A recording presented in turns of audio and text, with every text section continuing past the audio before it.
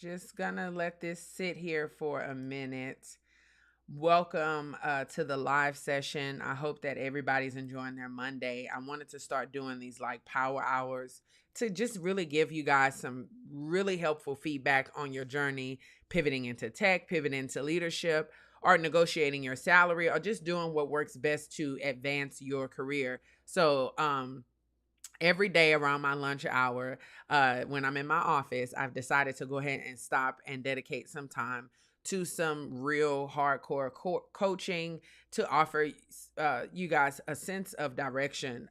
There's so many people out here that offer services, and it's not necessarily legitimate. And so I want to talk about how to decipher, should you hire a resume writer, or can you really just do this by yourself?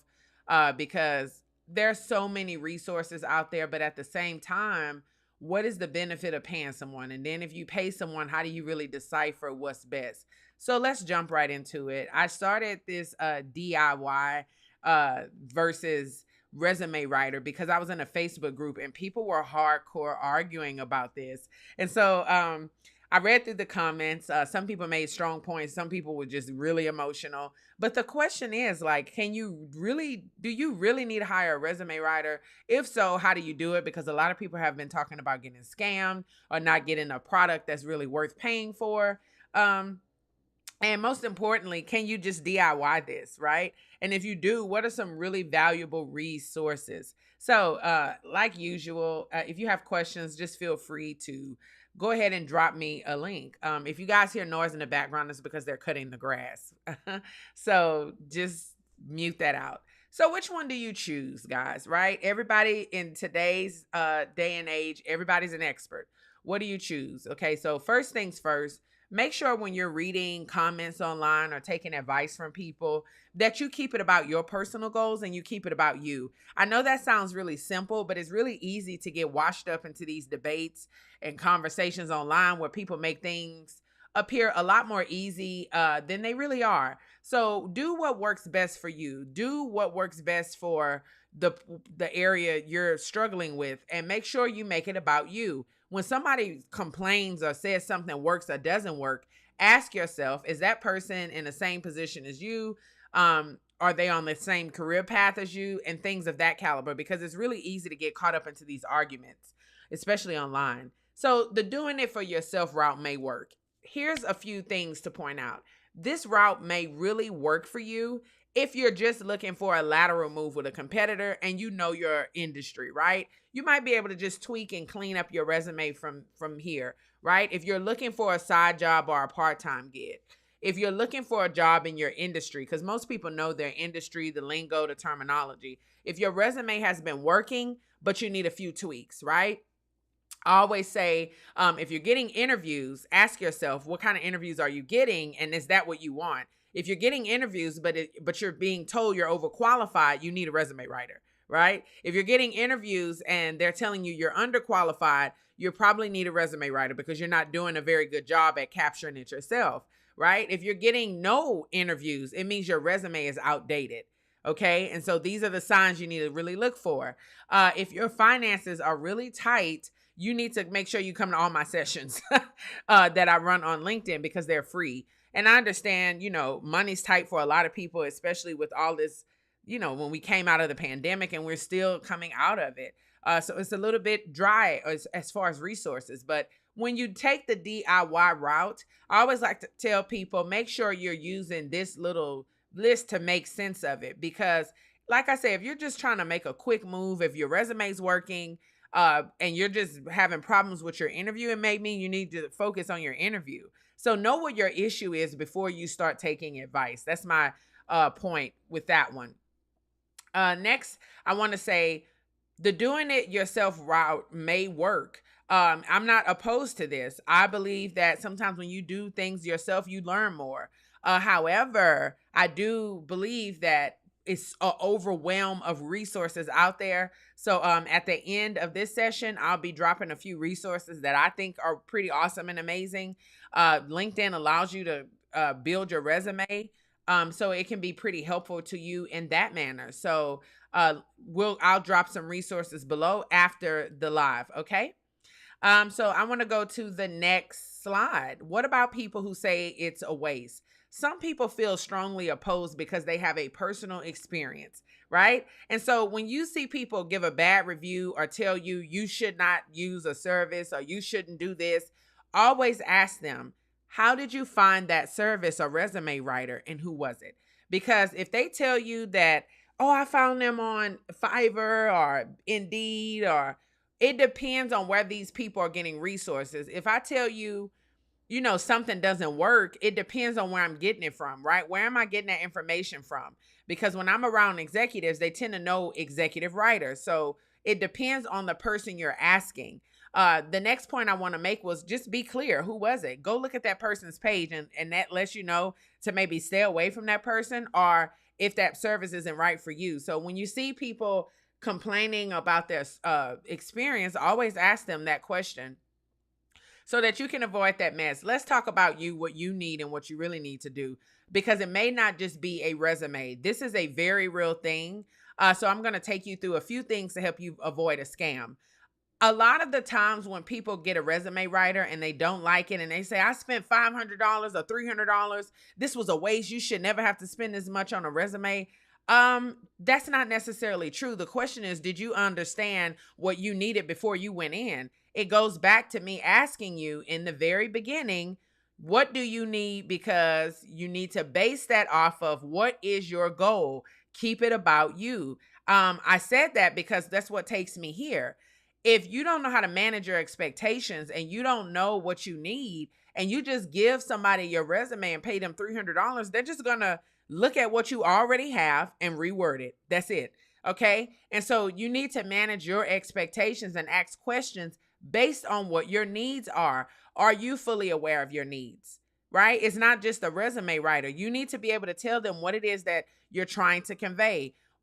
And I'm not talking about, well, I'm trying to apply for these type of jobs, fix my resume, because they may put it in terms that actually makes you look not that smart in an interview, because they're going to put some stuff in there that you probably really don't know or you really can't speak through. So what are your expectations? Do you have an example of an idea? Do you even really know where you are at this point in your career? Do you need a simple rewritten resume or updated format? Do you need to update your job description, your experience section? You need to look at your resume and figure out what's wrong. When you're talking to these recruiters, ask them, what's wrong with my resume?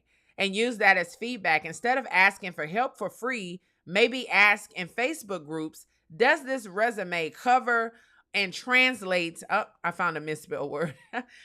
Does this cover and translate what I'm trying to say?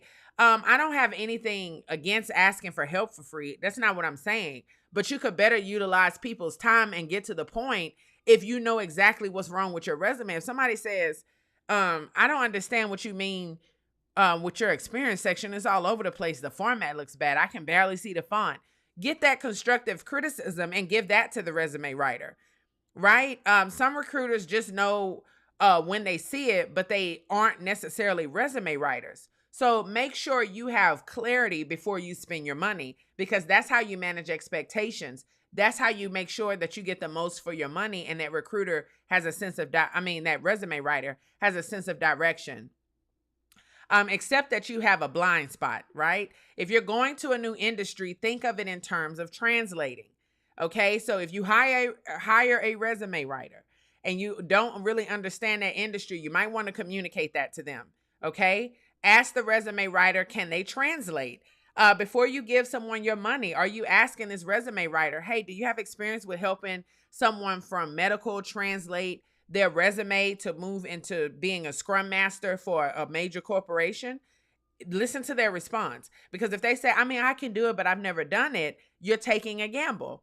Okay, so ask the resume writer if they have experience translating the background with someone like yours. And if so, talk to them. See if it really makes sense as to what they're saying. Is the industry you're pivoting into the writer's specialty? Every resume writer is not for everyone. The resume writers I know from the oil and gas industry may not be able to help you if you're trying to pivot into tech and you're using a Scrum Master certification. They may not be able to help you with that. The resume writers that I know who do executive portfolios, that, and I have a few that work for me, they understand how to package an executive leader. So if you ask them to do an entry level resume, they don't do those. So make sure you know your writer's specialty. What's their process and approach? I cannot stand when people say, "Well, I paid her and I gave her my resume." How does she know what the direction is? What did you tell her? Are they just asking you what kind of job are you looking for so they can switch your resume up, and then they're going to use the job descriptions to kind of shape your resume? Because again, if people are just adding stuff in your resume to make it look good, you're going to get interviews. But the question is, are you going to survive those interviews if you don't even really understand your resume? What is their process? Do they just do the resume and give it back to you? A lot of the times, if you're getting your resume done, will they have a session where they sit down with you and walk you through your resume? Because guess what? When you're in an interview, that recruiter is going to ask you what? Hey, walk me through your resume. So if you're paying someone to do a resume for you and you don't really understand some of the stuff they've put in there, or you don't understand how to translate that in plain terms when speaking, I always do follow-up sessions with my clients. When we develop resume cover letters, I transition it into a performance portfolio. And then we have a session because I need you to understand your resume like the back of your hand. This is your professional brand and your professional identity. You need to be able to speak intelligently into this. And so that's why I have a session before and I have one after, because it's very important that my clients are very much so familiar. Also, I don't just do resumes and that's it. I firmly believe that when I look at your resume and listen to you speak, those two need to correlate. So I need to hear how you speak, where you're comfortable, what your language is like, how do you pronounce words? Do you have an accent depending on where you live?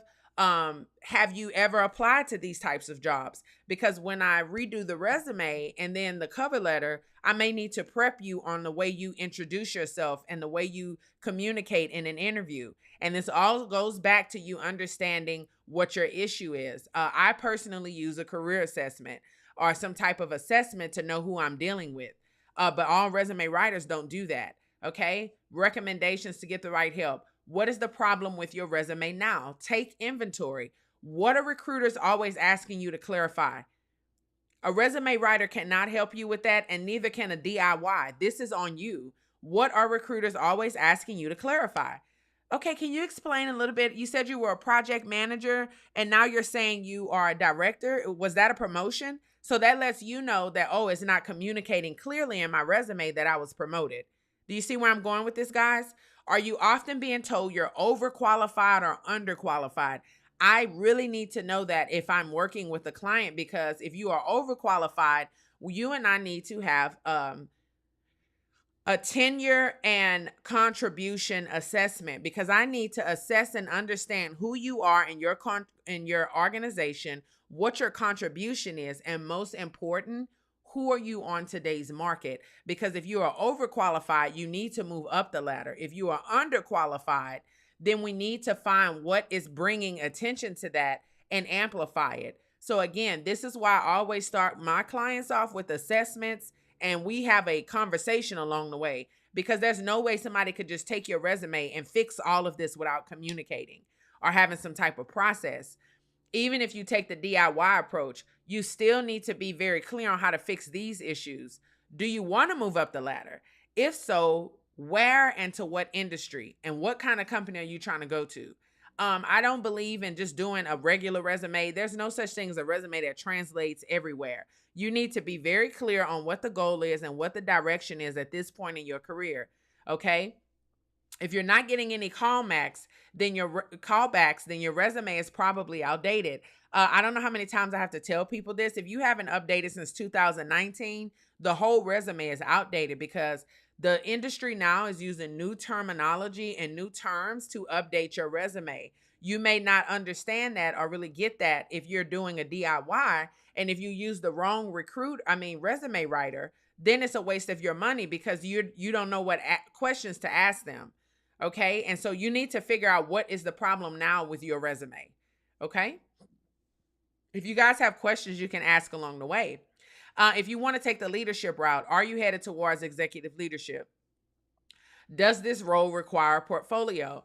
A few months ago, the CEO of Wells Fargo took a hit because he said, we don't really get black applicants for executive leadership roles that are qualified. And I think what he was saying when I listened to him speak was the people who are qualified, they don't have the appropriate resume, or they don't have anything to showcase their qualifications. It's not that he's saying that you're not qualified, but when you apply for executive leadership roles, they're not looking for what you're responsible for. They're looking for impact. Also, when you apply for leadership roles, you need to have a portfolio, which is what I mainly focus on with my clients. Pivoting into tech. Is this person from that industry? If you are not in the tech industry and you're trying to pivot into tech with the skill set you have, again, this goes back to the writer's expertise. That is my area. That is not every resume writer's area, right? If you tell me you're trying to pivot into the medical field, that's not my area. That's somebody else's area. And so that's why understanding what your needs are is very important for you getting the best when you spend your money or when you do DIY projects. Getting free help in Facebook groups. Here's my take on this. Be careful. I've seen a lot of recruiters swipe a resume and make these TikToks making an example out of a real person's resume. Why? Because you decided to post your resume in a Facebook group for feedback. Understand that that's public information. Also understand that somebody could just copy and paste your resume or use it as an example when they make these social media posts. Facebook's group quality. In these groups that are really helpful, I love a lot of the tech groups I'm in. However, they all have everybody coming in asking for help. So they limit the posts. So you can't depend on free help because you may not necessarily even get to see your question posts. I know one group, she says they get like 500 people a day asking like, hey, can somebody look at my resume? And it brings the quality of the group down because if everybody's in there asking for help, that's not a group that's productive for anybody, or it's not really helpful. So people will start to kind of taper off. So that's why they have to do that to control the quality. They limit the posts that's asking for free help. Some groups don't even let you do that. Posting and asking for feedback. Always consider who's advising you in your goals. I'm not against community. I want to make that very clear. But I am against you asking a person who isn't qualified to speak on what you're asking them. I come from an executive background. I've been in executive leadership. I work very intimately and closely with tech companies and their leadership. I know what they're looking for. Okay. And so if you ask me a question, and I'll give you an example. Someone says, it takes too long and it's offensive for me to have to answer all these questions in the interview. If I'm supposed to be a senior project manager, why are y'all asking these basic questions? Well, my response is, hey, I'm a person that corporations hire for sustainability. I have a firm and I work with professionals and executives and senior leaders. One of the reasons why you get asked basic questions in an interview is because everybody and their mom today is watching these videos on TikTok telling them how to lie to get into tech. So we have to screen you at a very ground level to make sure that you indeed are who you say you are. That's why you're getting those interviews that's asking you those very basic questions. And so when people say that, it's like, oh, the reason why my response had so much feedback and so many people understood from that point is because that's my area of expertise. So my question to you is, if you're trying to pivot into leadership, are you taking advice from people who have never even been in leadership because they're just in a Facebook group venting and talking about their emotions, thoughts, or feelings? Okay. And so keep in mind, I have a rule that I live by. I do not take advice from people who have not mastered what they're trying to teach. Okay. If you're talking about, you need to do this with your resume. Are you a resume writer? Who do you go to? Well, I've never used a resume writing service. Okay. So you don't get to say such a strong statement. So watch who you take advice from. People who wear out free resources. I was always raised that you don't want to wear out your welcome. And what I've noticed in those Facebook groups, when somebody helps, it'll be like 500 comments under that post asking that same one person, hey, look at my resume, look at my LinkedIn. And so while free resources are great, you don't want to wear that person out. And that's why those Facebook groups eliminate or limit how many people can do that, because they don't want to wear out the people that's actually providing real content and real help to everybody. So people who volunteer may be helpful, but they're going to draw and back away due to the overwhelm. I know sometimes I'll post and give some feedback, but after a while, I'm not going to be on my phone all day helping people rewrite their resumes. Like that's time consuming. So it's okay to use the DIY and ask for feedback and help, but understand, one, you can wear out a free resource. Oops. Two, the Facebook groups have to control quality, so they're not going to allow you to keep coming to that group begging and asking people for help. Especially if you're not contributing anything. So just, it's not bad, but it's not something you want to become dependent on, is my point. Okay. And it all boils down to, some people don't have time, so they rather pay, or their career path requires it. So here's my response to, do you hire a resume writer, or do you do it yourself? It boils down to you. Some people do not, if you tell me you're trying to pivot into a VP title and you don't have that on your resume and you have the experience, you need to hire somebody to help you, period. Because that's not if you're going to, how are you going to DIY something that you don't even have the experience in? So that's when you need to get help. Okay. Some people may not have the money, so they make a bomb DIY project out of it. And some people may say, well, Daniela, I'm just trying to pivot to another company. I know my industry. I'll just utilize those free resources and keep it pushing. I respect that. But just keep in mind, everybody is in a different space. Some people are trying to make major moves in their career, up the ladder, out their industry. You might need to hire a professional. Okay. Some people may not have the money, and so you have to make the most out of it and use those free resources. So it just basically really depends on you. So let's be gentle with each other. Like I say, these Facebook group arguments can get ugly. I've seen people get real emotional in those groups. What works for you may not work for others. Okay. It's no such thing as, I saw one girl post like, girl, nobody needs to hire a resume writer. And it's like, yeah, because you don't only have 4 years of tenure. So it's only a certain amount of jobs that you actually qualify for anyway. But for the Black girl that's trying to pivot into tech at Microsoft, who's driving diversity and inclusion, and she tells me she has 20 years, she might need to pay me so that she can actually have a packaged performance portfolio and resume to be able to pivot into that type of a role and be prepared for that interview at that level. So just because it doesn't work for you, it doesn't mean that she doesn't need to hire someone. That's what I want to say about that. Your career path may not be the same as the next person. Okay. If you take the expert route here, if you're pivoting into leadership, I strongly advise that you get with someone. This goes deeper than a resume. This person is literally helping you assess who you are in the market. And that's what I do with my clients. So I take that seriously, because sometimes it's hard enough to get into the interview. So you want to make sure you put your best foot forward. You may need to communicate experience and competency in the form of a portfolio.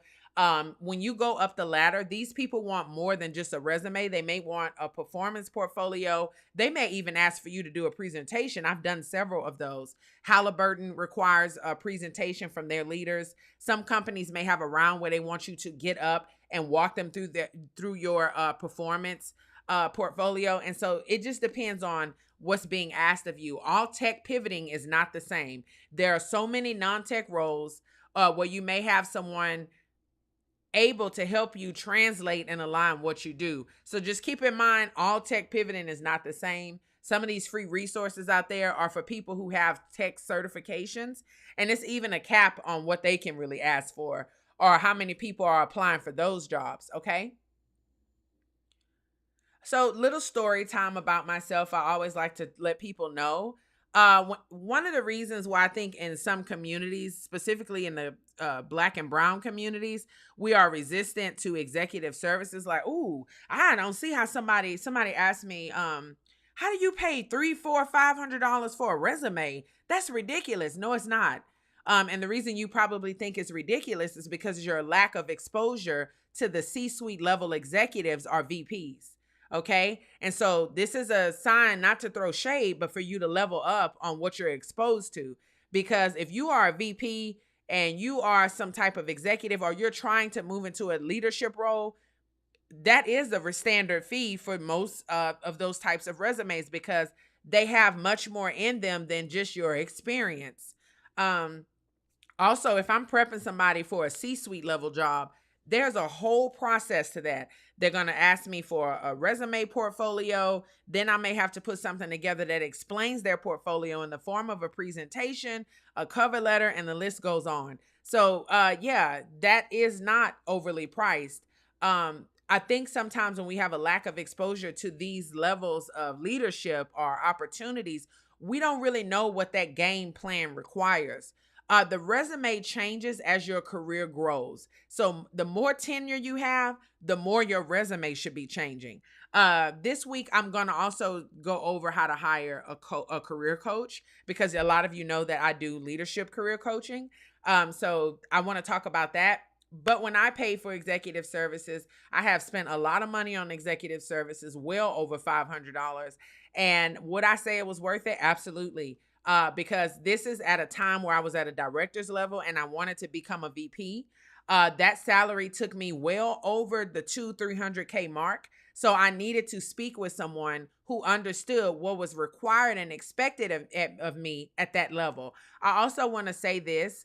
One of the best things I did was hire an executive career coach, because when I was a VP, there are things on paper they tell you they expect from you. And then there were things that they expected from me that nobody communicated to me. And because I had someone walking me through this and some amazing mentors, I was able to make a huge impact on my organization and become the youngest and the first Black woman as a VP in my industry at that specific company. And so I always like to tell people, I am a huge person on investing in yourself. When somebody's making $500,000 a year or more, even towards the upward seven figures, $500 to $1,000 or more is nothing. Most executive services are like $20 and $30 and $40,000, and these are typically for seven-figure earners who are trying to make sure that they stay seven-figure earners. So if you look at somebody like an Elon Musk, trust me, he has a lot of executive advisors like myself around him. So the higher you move up the ladder, the more people you need in your corner to make sure that you become great. So I just want to say that. Um, so yes or no, like I said, this is completely dependent on you, your finances, your needs. I already told you guys about my experience. If you would like for me to help you on your journey, I would love to. I always leave my calendar open if you're interested in speaking with me on how I can help you advance your career. I also have a Patreon group. It's a mastermind group where we meet every month, twice a month, and I exchange a lot of helpful information to help you pivot up the ladder. So invest in yourself if you can, pay for the expertise. It will put you light years ahead of the competition on the market, and it puts you where you should be in salary. But you probably need to get a career coach if that's more up your alley. If you want to if you want to use the free resources, like I said, I'm going to list those after this to help you gain some clarity so you can stay connected. That way you understand what quality is. Feel free to do that too. Use both. And like I said, the invitation to join my Patreon is at the bottom of my description. Also, I dropped a note in the comments to join. Any questions, guys? Questions.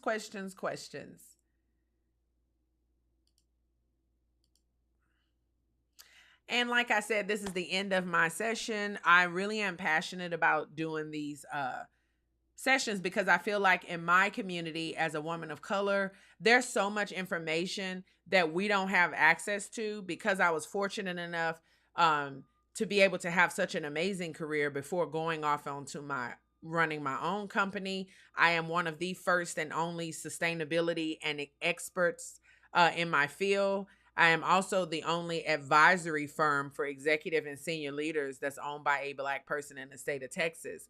So I'm super proud of that. The higher you go up the ladder with these pivots and changes happening in the market, you need to make sure you stay connected to people who are really what they say they are. I've seen a lot of gurus with no results. Yeah, if you can go on my profile, you see real people who've worked with me. You always want to make sure you're doing your due diligence. Look at these people's reviews, look at who they have worked with, look at their background, and ask yourself, is this person even qualified to be advising me? Okay.